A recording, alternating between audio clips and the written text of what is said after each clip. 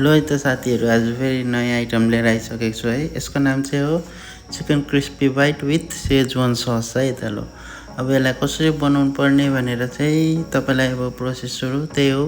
Better छ तपाईँको, यसमा डिप गरेर टक्कै यहाँनिर ब्रेड क्रम्स छ होइन।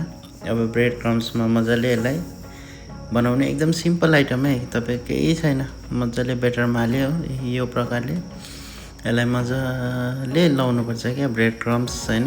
तपाईँहरूकोमा अब के छ ब्रेड क्रम्स लाउँदा पनि भयो। हामी चाहिँ पेको हो ब्रेड क्रम्स, यसलाई मजाले लगाएर यसरी चारैपट्टिबाट लाउनुपर्छ।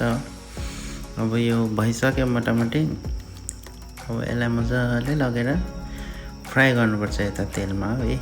मजाले फ्राई चाहिँ यतिको गर्नुपर्छ कि मजाले क्रिस्पी हुने हो। फेरि उता हाम्रो भाइले पनि कला देखाइदिँदै रहेछ, यो त फ्राई हुँदैछ होइन।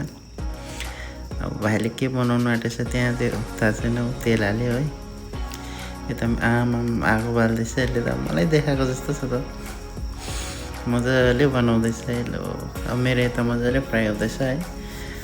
भेजिटेबल हाल्यो भाइले पनि, सायद नुडल्स बनाएको जस्तो लाग्दैछ है मलाई। मजाले हो, म चाहिँ उता गार्निसिङपट्टि लागिरहेको छु, भाइ यता कला देखाउनुपट्टि छ है। मेरो भिडियोमा अलिकति अब देखाउनु पऱ्यो। सिकिसक्यो, कति महिना भइसक्यो, भाइले पनि सिक्दैछ अझै। मेरो यहाँ मोटामोटी फ्राई हुनु आँटेको छ है। नुडल्स हाल्यो भाइले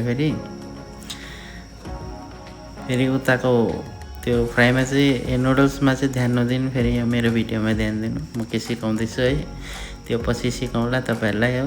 भाइले यसो मेरो प्रकारमा सेजवान नुडल्स बनाउँदै रहेछ है। तर दामी पाराले बनाउँदैछ। अब मेरो मोटामोटी अब क्रिस्पी पाराले एकदम फ्राई गर्नु पऱ्यो है। अब नामै त चिकन क्रिस्पी बाइट होइन, तर एकदम सिम्पल छ है। मैले तपाईँहरूलाई सिकाएको आइटम चाहिँ तपाईँले घरमा पनि ट्राई गर्नु सक्छ क्या, एकदम मजाले बनाएर है। दसैँ दिवालीतिर भयो, क्रिसमसतिर भयो, लोसर, हरेक न्यु इयरतिर भयो है। सिम्पल तपाईँले यसरी बनाएर खानु सक्नुहुन्छ। अगर तपाईँले ट्राई गऱ्यो भने चाहिँ आएर यसो कमेन्ट गरेर भन्दाखेरि हुन्छ है मलाई, ल कस्तो भयो के भयो भनेर। मजाले यसलाई अब यसो गऱ्यो, मजाले फ्राई गर्नुपर्छ यसलाई क्रिस्पी। ल मोटामोटी रेडी भइसक्यो है। अब अर्को प्रोसेस सुरु गरौँ है यसको लागि। अब यहाँ ल्याएँ टक्कै, यसमा पेरी हल्का हाल्नुपर्छ। पेरी मजाले छर्क्यो। पेरी छैन भने तपाईँले अब त्यतिकै पनि केही हुँदैन, वाइको मसला लिएर छर्किँदा पनि हुन्छ है।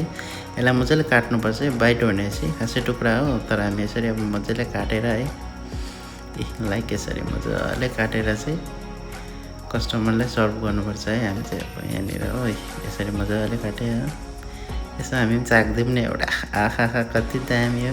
यसरी प्लेटमा हालेर होइन, प्लेटिङ गर्दा चाहिँ यसरी सिम्पल हो। माथिबाट चाहिँ पेरी हल्का यहाँ गार्निसिङको लागि सेजवान र मेयोनिज छ टक्कै हो। यो अझै एक पिसको खाइदियो। अब खाऊ केटा टिपेर मजाले। ल है कस्तो लाग्यो।